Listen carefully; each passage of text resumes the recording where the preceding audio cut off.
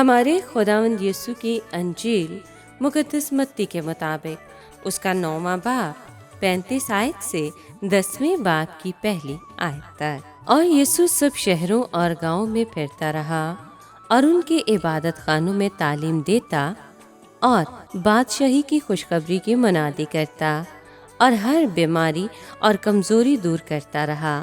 اور جب اس نے ہجوم کو دیکھا تو اسے اس پر ترس آیا، کیونکہ وہ ان بھیڑوں کی مانند جن کا چرواہا نہ ہو خستہ حال اور پراگندہ تھا۔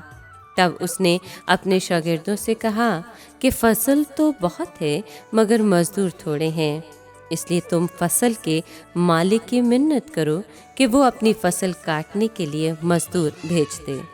اس لیے تم فصل کے مالک کی منت کرو کہ وہ اپنی فصل کاٹنے کے لیے مزدور بھیج دے۔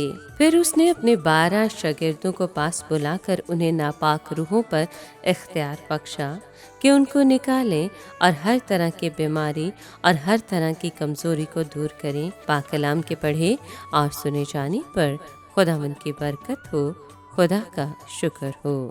عزیز دوستو، پاک ماں کیتھیکلیسیا آج مقدس جان میری ویانی کی عید مناتی ہے۔ مقدس جان میری ویانی 1786 میں فرانسس کے شہر لیون کے قریب پیدا ہوئے۔ آپ کا تعلق ایک مذہبی اور کاشتکار گھرانے سے تھا۔ ابھی آپ 5 برس ہی کے تھے کہ پیرس میں مذہبی تعصب اور تشدد شروع ہوا۔ بہت سارے کاہنوں کو قتل کر دیا گیا اور بعض کو جلاوطنی کی زندگی گزارنی پڑی۔ آپ شروع ہی سے دعا گو تھے۔ کھیتوں میں کام کرتے ہوئے بھی آپ اکثر دعا کرتے ہوئے دیکھے جاتے تھے۔ مقدس جان میری ویانی بڑے شوق سے بچوں کو دعائیں اور مذہبی تعلیم سکھاتے تھے۔ آپ کے رجحان کو دیکھ کر آپ کی والدہ خواہش کرتی تھیں کہ آپ کو ایک روز کاہن کی حیثیت میں اپنے روبرو دیکھیں۔ 10 برس کی عمر میں آپ نے اس وقت پہلی پاک شراکت حاصل کی جب فرانسیسی انقلابی فوج نے آپ کے مقامی گرجا گھر اور پیرش کو بند کروا دیا تھا۔ اس کے بعد آپ کے اندر مذہبی زندگی اختیار کرنے کی آرزو شدت اختیار کر گئی اور آپ نے اور بھی زیادہ دعا اور ریاضت اختیار کر لی۔ اسی دوران آپ کو ایک نہایت ہی نیک کاہن ملا جس نے آپ کی بلاہٹ کے جذبے کو اجاگر کرنے اور پرکھنے میں بہت مدد دی۔ آپ نے اپنے والد سے اجازت طلب کی تاکہ آپ کہانت کی تعلیم و تربیت حاصل کر سکیں۔ چونکہ اس وقت ساری کی ساری تعلیم لاطینی زبان میں ہوتی تھی اور آپ اس زبان میں خاصے کمزور تھے، لہٰذا آپ کو تعلیم و تربیت میں بہت زیادہ مشکلات اور دکھ سہنا پڑے۔ تاہم آپ نے ہمت نہ ہاری۔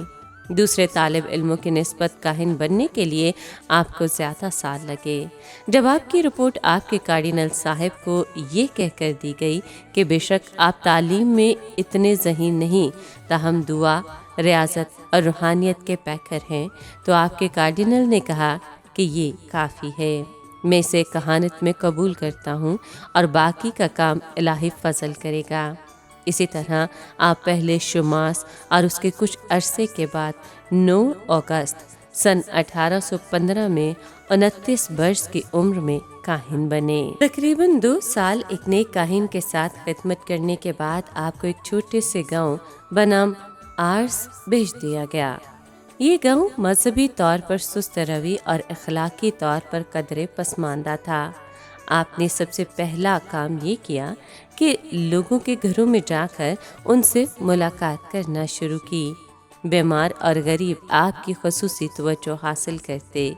اس کے ساتھ ساتھ آپ نے مومنین کو لیے گھنٹوں دعا کرنا اور سخت ریاضت شروع کی۔ رفتہ رفتہ سارے کا سارا گاؤں تبدیل ہو گیا اور اس بات کا چرچا دور و نزدیک ہونے لگا۔ اس عرصے کے دوران آپ نے کئی بار چاہا کہ کہیں اور جا کر درویشانہ زندگی اختیار کریں۔ بعض دفعہ کلیسیائی سرداروں نے بھی آپ کی تبدیلی کرنا چاہی، مگر لوگوں نے ایسا نہ ہونے دیا۔ اسی طرح آپ اسی پیرش میں مسلسل 42 برس تک خدمت کرتے رہے۔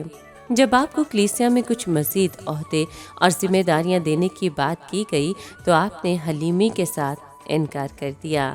آپ نے خود اپنی وفات کی پیشن گوئی بھی کی تھی۔ آپ انتہائی اطمینان اور بغیر خوف کے 4 اگست سن 1859 میں 73 برس کی عمر میں وفات پا گئے۔ پاپا اعظم پائس 11ویں نے سن 1925 میں آپ کو مقدس ہونے کا درجہ دیا اور بعد ازاں آپ کو ڈائسیزن کا مربی بھی قرار دیا۔ آپ کا جسد خاکی ابھی تک بھی اپنی اصل حالت میں محفوظ ہے۔